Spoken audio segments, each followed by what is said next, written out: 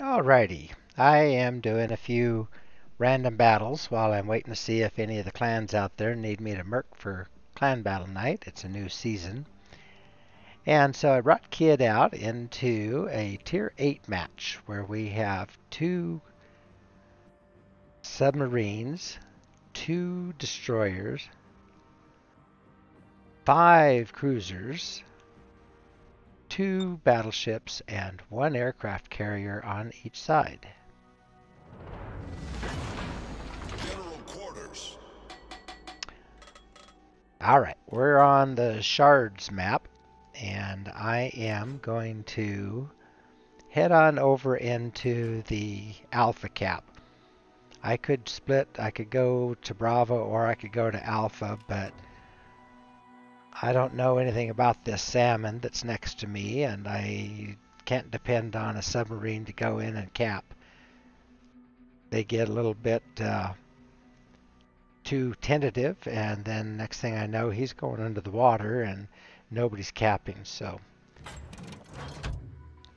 I'm going to go after this one. Looking up at the lineups, it looks like I will either have the Ognavoy or the Shenyang as the destroyer that is out there. Now I can see that the aircraft carrier, the enemy aircraft, are kind of swinging around in my direction, but I think he saw the Cleveland and is staying away from the Cleveland because Cleveland can eat up those tier 8 aircraft.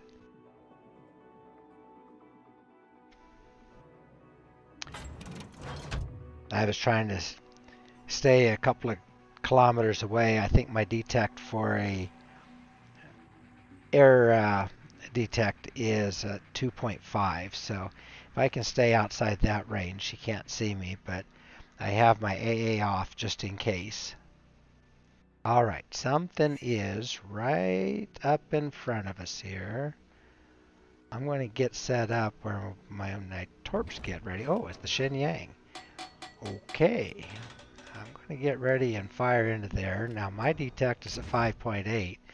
We're at 5.9 now. He's moving out away from me at 6. I'm going to send those torps right into that channel just in case. Maybe I can, yeah. See, if he thinks he can't be seen, I think he might just stay there. Now, Shenyang fires deep water torps. So even if he were to turn and fire them back at me, they're just going to go under me. They can't touch a destroyer. Okay, there's a Cleveland there, and he just turned on his radar. Doggone. Okay, well, we're going to have this cap in just 2 seconds. I'm going to save it. Okay, now get out of here. They'll be shooting at me for sure.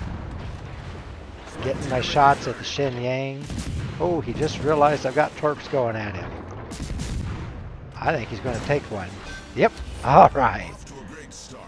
All right. Dev strike. Cool. Oh, I got another torp into somebody else. Most likely the Cleveland, I think. I just told my team, well, he sat there and waited for it. Fire him as soon as I was spotted. You just got to go to a different area there. Or at least turn him back into that. You can't sit there mostly broadside to where torps are going to come from. Every DD out there torps the channels, torps the gaps between islands.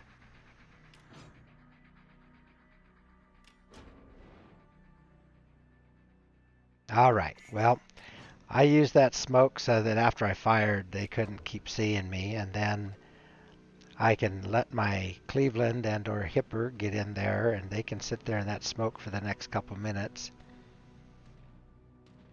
I'm going to go on over to Bravo Cap and see what I can do to take that. Here comes some of those aircraft. He's going after our Richelieu, our French battleship. I'm going to turn on my AA and try to help him out. So they got one shot into him, but just one. Now I'm going to go right in front of the Richelieu, who's going to bump into me, but fortunately no damage done. Should be. The way I took that hit right in the side, that should have broke me in half, but I apologize, and I'll keep moving on into Bravo Cap. Used to be that when you bumped into a teammate, that did some damage. And if you did it enough, then you could turn yourself Our pink. team is taking the lead. You could also do the same thing by hitting them with torps or shooting them with your guns.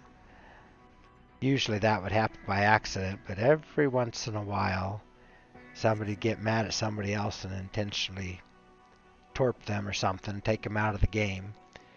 So Wargaming decided to take that part out, so you can't have any damage from friendly fire anymore.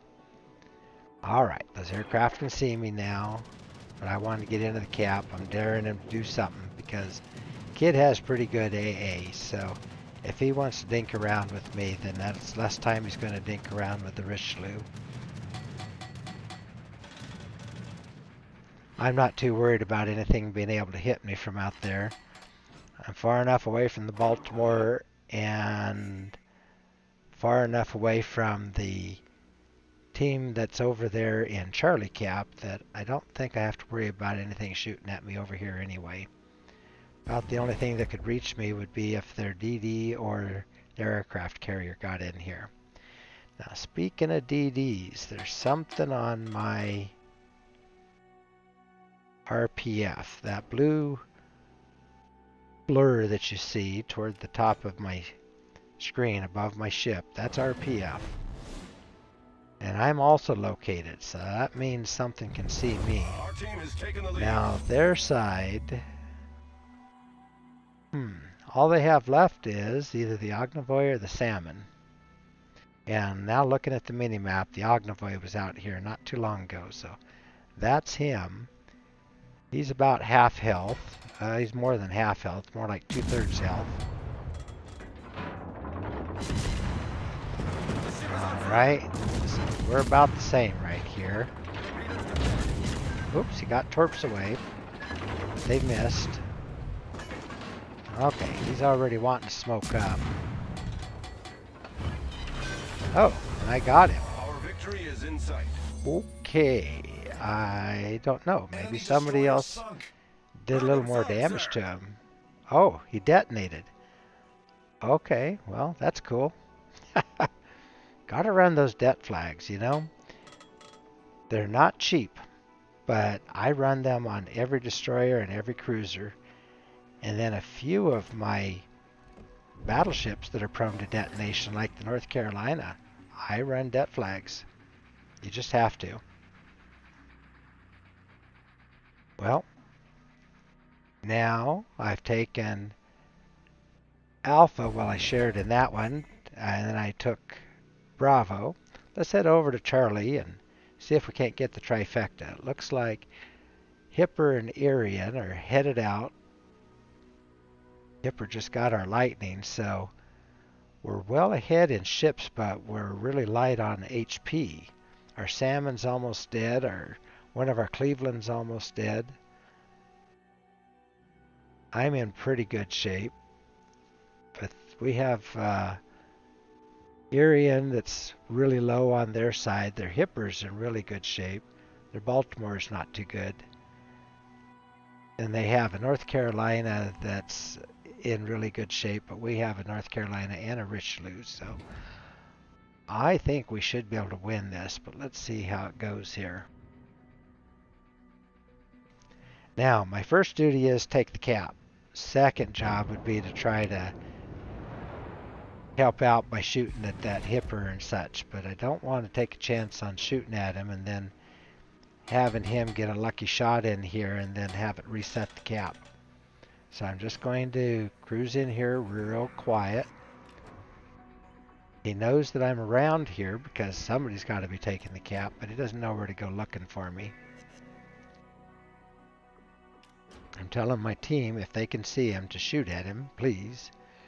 Because my big concern right now is that he'll drive in here and get his hydro on me. And now where he is, I'm safe, but now it's the Irian that's driving through here, and Irian just got inside my detection range. And Irian gets hydro. Okay, yeah, I guess I should have thought of that. Because they are just like in Otago. Alright. I'm trying to shoot AP at him, but tell you the truth, shooting at a cruiser's nose isn't going to work. Now I've grounded myself. Okay, now Irian. Oh, good. Somebody got that Kipper. Now I can switch to AP and maybe I'll get that Irian. Ooh, dang. I don't have much left. I'm going to get one or two more salvos before he can shoot. Oh, good. Got him with a Citadel. Yowza! Let's take a look at the after battle stats on that one.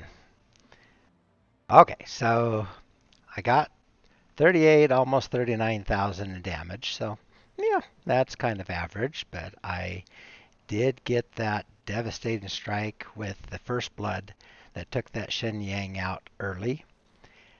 43 shots were target hits, and 25 of them full pins, 17 non-pins with one ricochet, most likely shooting AP at those cruisers that bounced off. But on the other hand, I had 2 torpedo hits, 2 caused flooding, 1 on the Shenyang and 1 on that Cleveland, I think. Shot down only 4 aircraft, but I destroyed 3 ships. Had 1 Citadel. Oh, okay. Well, that was probably right there at the end there. 2 caps, assisted in a capture on the other one. I thought I got a full capture, but the sub must have got in there with me. Ended up first on the leaderboard with well over 2,000 base XP. 2,237 makes for a really good game for me. All right. So we sank that Ognivoy, and that was about half his health. I didn't think I did that much damage to him, but something did him in. Got the Shenyang, and that was pretty much all of his health. He had been hit a couple of times by the cruisers, I think, but I did the finishing damage on him. And then I got the Irian right there at the end. Did some damage to that Cleveland. That was the torp hit that I got. And then I fired, let's see, a total of 69 shells, hit 43 of them. So yeah, that's fine. Everything was pretty close, so couldn't miss on the cruisers. I did take 369,000 in potential damage, so that was mostly them shooting at me and missing. But I got 29,000 damage on spotting, so that's helpful these days too. Well, I like how they're breaking that down now. Okay, well that's good to know. I got damage on spotting on a Massachusetts I never even saw. At least I never noticed him. He wasn't close to me. All right. Well, and I brought home 688,000 in credits. Ooh, that's good. And over 37,000 Commander XP. So that's going to pay off by helping me bump up a couple of my other captains that I'm working on, especially the one driving North Carolina.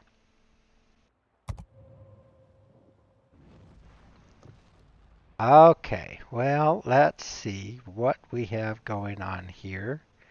So this is the Dunkirk port. It's kind of an interesting port because you see all these explosions going on around it with the German air raids on Dunkirk and then the evacuation during the early stages of World War II. Pretty exciting times. Made an awesome movie out of it recently. Anyway, if you haven't seen Leroy Jenkins before, this is Leroy. He is Kidd's captain. He's historically well known as being one of the people that worked at the USS Kidd Museum for many, many, many years. And so, because he was such a fixture there at the museum, they made him the captain that's available for the Kidd. And when I acquired him, I had him first before I got Kid. But once I got Kid, then I very quickly trained Leroy up to 21-point captain. And I also use him on a couple of my other ships, but I especially like to have him on Kid.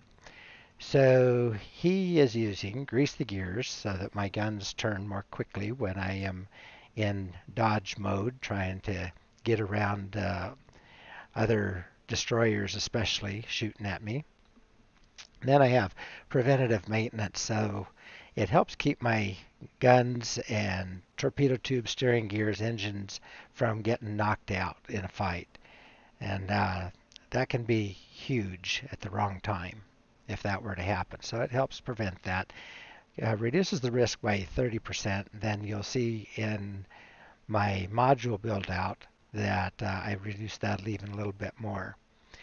Then I added last stand to that so that when I do get any damage to my engine or steering gears, that I still have some operation going on. It's not as much, but I'm not dead in the water, which is big, and also not just turning donuts in the water right in front of a cruiser trying to kill me. In addition, I run Adrenaline Rush, so when my health gets down a little bit, that increases the decreases the reload time, increases the firing rate for my guns and my torpedoes. Okay, then I run Superintendent, which gives me extra smoke, extra speed boost, and an extra heal. And that can be huge in the longer drawn out battles. I didn't use them all in this battle, but in some of these where I've gone the full 20-minute duration, I've needed everything, especially the heals. Then I have Survivability Expert that gives me an extra 350 base XP for each tier. So since I'm at tier 8, then that's given me pretty close to another, I think 3,000. Trying to do the math in my head, but about let's see, 3,200 plus another 400, 3,600 uh, health points on my hull. So that can really be big, considering that I started out with, I think, around 1,500 if I didn't have that. Okay, so that's a big difference.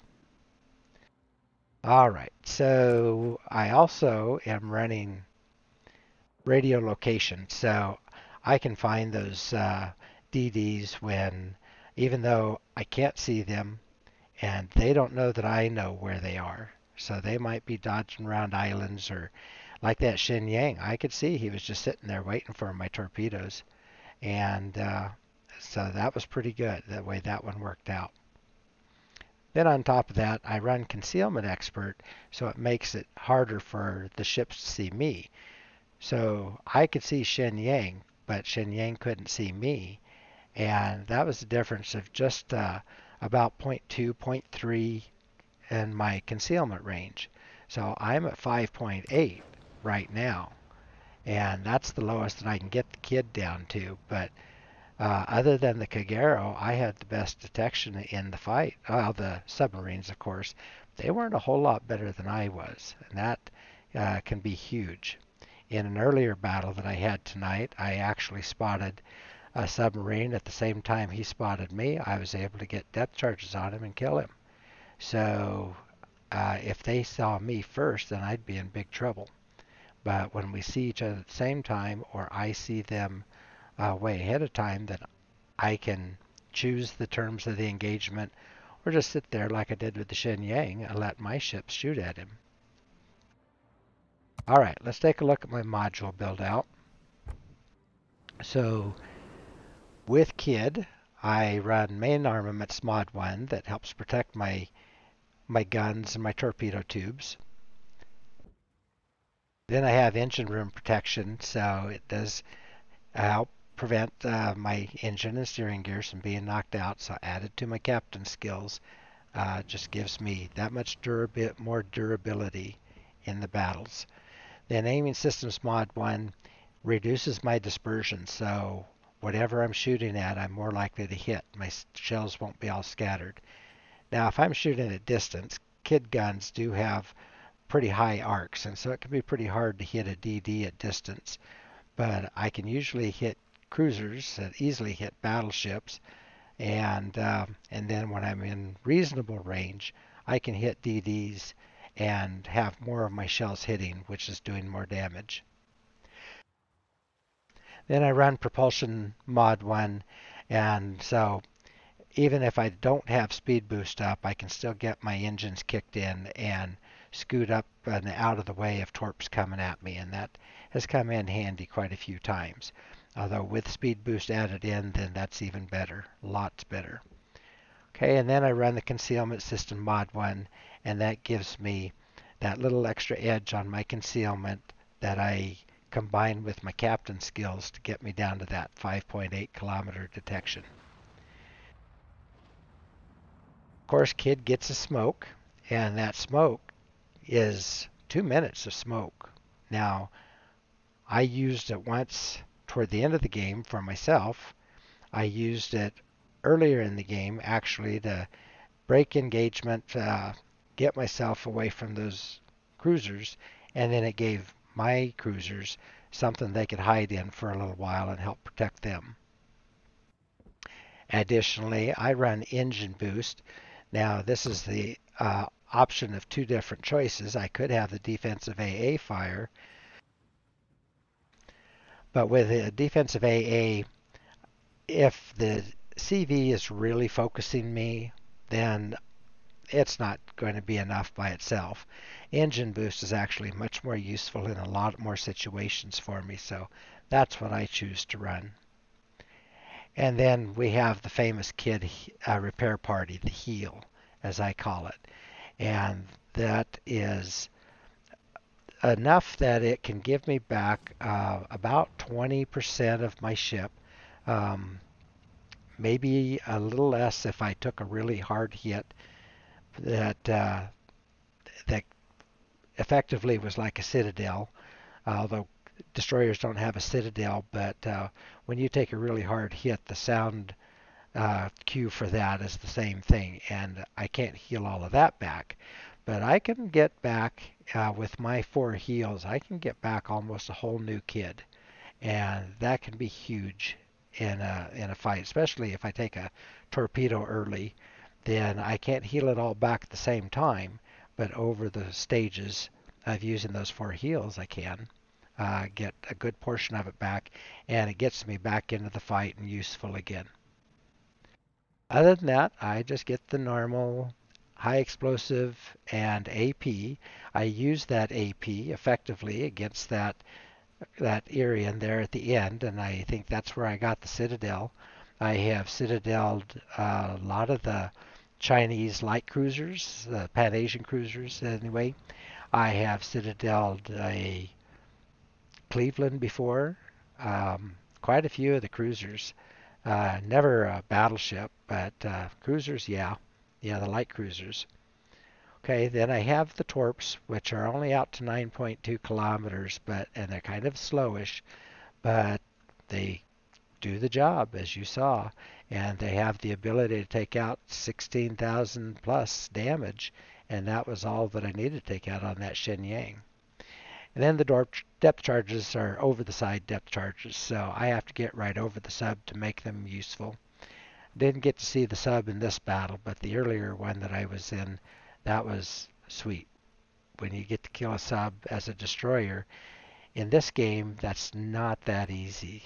And so when you do, it's especially nice.